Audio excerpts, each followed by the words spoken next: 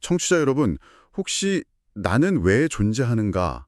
이 질문에 대해 깊이 생각해 보신 적 있으신가요? 참 많은 분들이 고민하시는 문제인데요.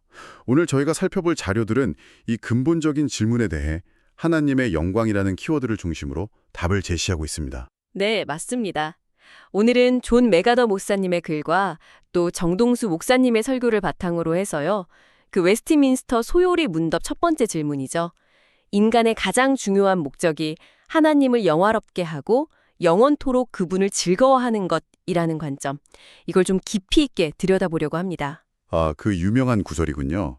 자료에서는 이 하나님을 영화롭게 한다는 게 단순히 교회 가서 예배드리는 그런 의식 참여 이상이라고 강조하던데요. 그렇죠.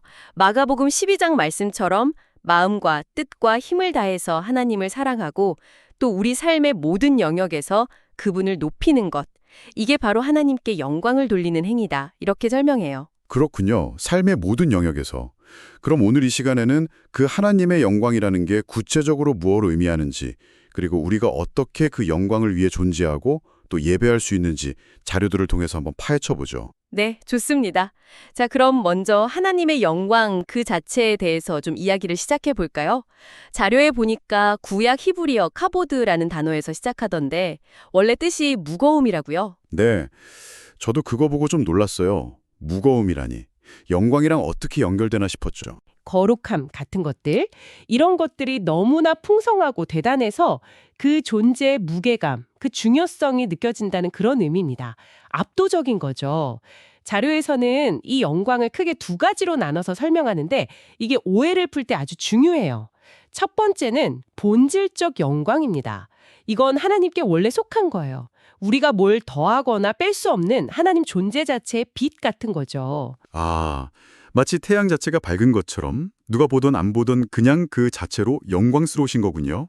이사야서 말씀처럼 내 영광을 다른 이에게 주지 않겠다 하신 게 바로 이거고요. 정확합니다. 우리가 뭘 해서 만들어드리는 영광이 아닌 거죠. 자, 그럼 두 번째는 뭐냐? 바로 우리가 하나님께 영광을 돌린다고 할 때의 그 영광, 돌려드리는 영광입니다. 돌려드리는 영광이요. 그건 어떻게 다른가요? 이건 하나님의 본질적인 영광에 우리가 뭔가를 보태는 게 아니에요. 그게 아니라 이미 무한히 영광스러우신 그분의 위대하심, 또 그분이 하신 일들을 우리가 알아보고 인정하고 선포하고 찬양하고 경배하는 거. 이런 우리의 반응을 말하는 겁니다. 아, 그러니까 하나님의 그 대단하심을 보고 우리가 와, 정말 대단하십니다 하고 반응하는 것 자체가 그분께 영광을 돌리는 행위라는 거군요. 시편에서 그 이름에 합당한 영광을 돌리라고 한 것처럼요. 네, 맞아요. 우리가 그분의 영광을 반사한다고 생각하면 좀 이해가 쉬울 수도 있겠네요. 그렇군요. 하나님의 영광을 인정하고 높여드리는 것. 그럼 왜 우리가 그렇게 해야 할까요? 자료에서는 어떤 이유를 제시하나요? 가장 근본적인 이유는 역시 그분이 우리를 만드신 창조주이시기 때문이죠. 시편 100편 말씀처럼요. 그리고 또 잠언이나 로마서 같은 곳을 보면 애초에 모든 만물이 그분의 영광을 드러내기 위해서 존재하게 되었다. 이런 관점을 이야기합니다. 모든 만물이요?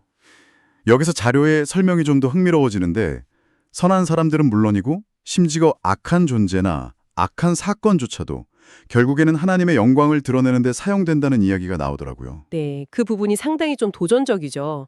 예를 들어 출애굽기의 파라오 같은 경우 그가 하나님께 저항하고 결국 심판받는 과정을 통해서 오히려 하나님의 크신 능력과 공의가 더 선명하게 드러났다는 거예요. 와, 그러니까 그 존재나 사건 자체는 악할지라도 그 결과가 하나님의 어떤 속성을 드러내면서 그분의 영광을 비추게 된다는 거네요. 원하던 원치 않든 모든 것이 결국 하나님의 큰 그림 안에서 그분의 영광과 연결된다는. 네, 바로 그런 관점입니다. 모든 존재와 사건이 당사자의 의도와는 상관없이 궁극적으로는 하나님의 주권적인 계획 안에서 그분의 속성을 드러내고 영광을 나타낸다는 거죠. 듣고 보니 정말 그러네요. 자, 그럼 이제 가장 중요한 질문으로 넘어가 보죠. 우리는 구체적으로 어떻게 하나님께 영광을 돌리는 삶을 살 수 있을까요? 이게 바로 아까 말씀하신 삶의 예배와 직접 연결되는 부분이겠죠. 맞습니다. 자료에 따르면 그 시작은 구원이에요. 하나님을 나의 창조주, 나의 구원자로 인격적으로 알고 받아들이는 것에서부터 출발합니다. 그리고 그 믿음이 삶 전체로 확장되는 거죠. 아주 유명한 고린도전서 말씀처럼 먹든지 마시든지 무엇을 하든지 다 하나님의 영광을 위하여 하라. 이 태도가 핵심입니다. 먹고 마시는 아주 일상적인 일까지요. 정말 사소한 것까지 다 해당되는 거네요. 네, 바로 그 지점이에요. 자료는 이게 뭐 대단하고 특별한 행동만을 의미하는 게 아니라고 강조해요. 아주 사소해 보이는 일상의 모든 순간에서 내가 이 일을 통해 어떻게 하나님을 높일 수 있을까? 이 상황에서 하나님의 성품을 어떻게 드러낼 수 있을까? 이렇게 의식적으로 생각하고 선택하는 그 마음의 태도, 그 자체가 하나님께 영광을 돌리는 삶이라는 거죠. 와, 정말 삶의 모든 순간이네요. 근데 동시에 자료에서는 위선에 대해서도 아주 강하게 경고하고 있더라고요. 마태복음에서 예수님이 지적하신 것처럼 사람들한테 잘 보이려고 칭찬받으려고 하는 행동은 오히려 하나님이 받으셔야 할 영광을 가로채는 거니까 철저히 경계해야 한다고요? 그렇죠. 동기가 중요하다는 겁니다. 오직 하나님께 영광을 돌리려는 순수한 마음이어야 한다는 걸 강조하죠. 그리고 때로는 이게 쉽지 않은 대가를 요구할 수도 있다고 말해요. 대가요? 어떤 예를 들 수 있을까요? 출애굽기에 보면 레위 자손들이 나오잖아요. 금송아지 숭배 사건 때 그들이 자기 동족, 심지어 형제와 친구까지도 심판하면서 하나님의 편에 굳건히 섰던 것처럼 때로는 관계의 어려움이나 개인적인 손해를 감수해야 할 때도 있다는 거죠. 더 나아가서 하나님의 이름이 세상에서 존중받지 못할 때 함께 아파하고 시편 기자처럼요. 그리고 그분의 영광이 다시 회복되고 드러나도록 적극적으로 살아가는 그런 성숙한 태도까지 포함한다고 설명합니다. 네, 오늘 이야기를 쭉 정리해보면요. 저희가 살펴본 자료들은 결국 인간 존재의 가장 중요한 목적이 하나님을 아는 것, 그리고 그분의 위대하심과 또 우리를 위해 하신 일들을 인정하고 찬양하고 나아가 삶의 모든 순간에서 정말 먹고 마시는 작은 일에서부터 인생의 큰 결정에 이르기까지 그분을 높임으로써 하나님께 영광을 돌리는 것이라고 말하고 있습니다. 네. 그리고 그 영광을 돌리는 과정 속에서 하나님 자체를 영원히 즐거워하는 것, 이것이 연결된다는 거죠. 단순히 어떤 종교적인 행위를 넘어서 우리의 일상적인 태도, 선택, 그 모든 것이 하나님을 드러내고 존중하는 삶의 방향성이 된다는 의미입니다.